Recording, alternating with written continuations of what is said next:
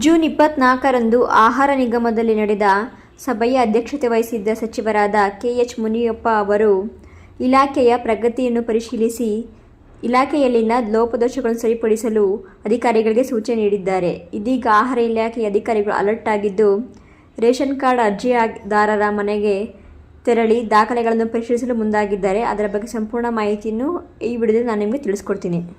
ಅದಕ್ಕೂ ಮುಂಚೆ ನೀವು ಇನ್ನೂ ನನ್ನ ಚಾನಲ್ಗೆ ಸಬ್ಸ್ಕ್ರೈಬ್ ಆಗಿಲ್ಲ ಅಂದರೆ ದಯವಿಟ್ಟು ಸಬ್ಸ್ಕ್ರೈಬ್ ಆಗಿ ನನ್ನ ಈ ವಿಡಿಯೋಗೊಂದು ಲೈಕ್ ಕೊಡಿ. ಮನೆ ಬಾಗಿಲಿಗೆ ಬರಲಿದ್ದಾರೆ ಅಧಿಕಾರಿಗಳು. ಹೌದು, ಈಗಾಗಲೇ ಹೊಸ ರೇಷನ್ ಕಾರ್ಡ್ಗಾಗಿ ಅರ್ಜಿ ಸಲ್ಲಿಸಿರುವ ಅರ್ಜಿದಾರರ ನೈಜ ದಾಖಲೆಗಳನ್ನು ಪರಿಶೀಲಿಸಲು ಮನೆ ಮನೆಗೆ ಖುದ್ದು ಭೇಟಿ ನೀಡಲು ಆಹಾರ ಇಲಾಖೆ ಸನ್ನದ್ಧವಾಗಿದೆ. ಅಧಿಕಾರಿಗಳು ಭೇಟಿ ನೀಡಿದ ಸಂದರ್ಭದಲ್ಲಿ ದಾಖಲೆಗಳಲ್ಲಿ ತಪ್ಪು ಮಾಹಿತಿ ಕಂಡು ಬಂದಲ್ಲಿ ಅಂತಹ ಅರ್ಜಿಗಳನ್ನು ರದ್ದುಪಡಿಸಲಿದ್ದಾರೆ. ರಾಜ್ಯದ ಎಲ್ಲ ಜಿಲ್ಲೆಗಳ ಆಹಾರ ಇಲಾಖೆ ಜಿಲ್ಲಾ ಉಪನಿರ್ದೇಶಕರಿಗೆ ಈ ಜವಾಬ್ದಾರಿ ನೀಡಿದ್ದು, ಸಾಧ್ಯವಾದಷ್ಟು ಬೇಗ ಕ್ರಮ ತೆಗೆದುಕೊಂಡು ವರದಿ ನೀಡುವಂತೆ ಸೂಚಿಸಲಾಗಿದೆ.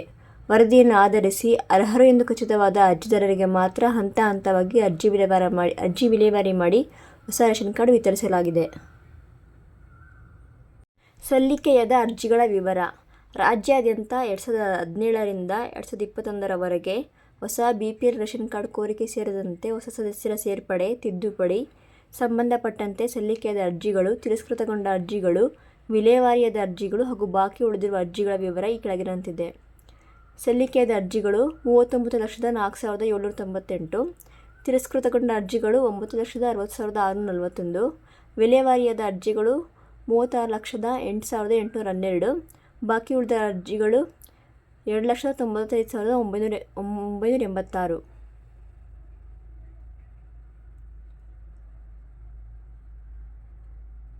ಸರಿಯಾದ ದಾಖಲೆ ತೋರಿಸಿ ಹೊಸ ರೇಷನ್ ಕಾರ್ಡ್ ಪಡೆಯಿರಿ.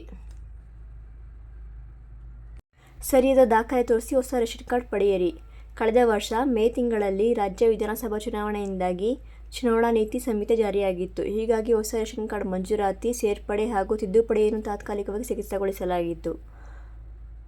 ಅಂದಿನಿಂದ ಇಂದಿನವರೆಗೂ ಬಾಕಿ ಉಳಿದಿರುವ ಅರ್ಜಿಗಳ ವಿಲೇವಾರಿಗೆ ಸರ್ಕಾರ ಅನುಮತಿ ನೀಡಿಲ್ಲ. ಇದೀಗ ಬಾಕಿ ಉಳಿದಿರುವ 2,95,986 ಅರ್ಜಿಗಳ ವಿಲೇವಾರಿಗೆ ಆಹಾರ ಇಲಾಖೆ ಭರದ ಸಿದ್ಧತೆ ನಡೆಸಿದ್ದು, ಇವುಗಳಲ್ಲಿ ಅರ್ಹ ಅರ್ಜಿದಾರರೆಷ್ಟು, ಅನರ್ಹ ಅರ್ಜಿದಾರರೆಷ್ಟು ಎಂಬುದನ್ನು ಪತ್ತೆ ಹಚ್ಚಲು ಮುಂದಾಗಿದೆ. ಈ ಹಿನ್ನೆಲೆಯಲ್ಲಿ ಆಹಾರ ಇಲಾಖೆ ಅಧಿಕಾರಿಗಳು ಅರ್ಜಿದಾರರ ಮನೆ ಬಾಗಿಲಿಗೆ ಬರಲಿದ್ದು, ಆ ಸಂದರ್ಭದಲ್ಲಿ ಸರಿಯಾದ ದಾಖಲೆ ಒದಗಿಸಿ ಅರ್ಹರು ಶೀಘ್ರದಲ್ಲಿಯೇ ಹೊಸ ರೇಷನ್ ಕಾರ್ಡ್ ಪಡೆದುಕೊಳ್ಳಬಹುದು.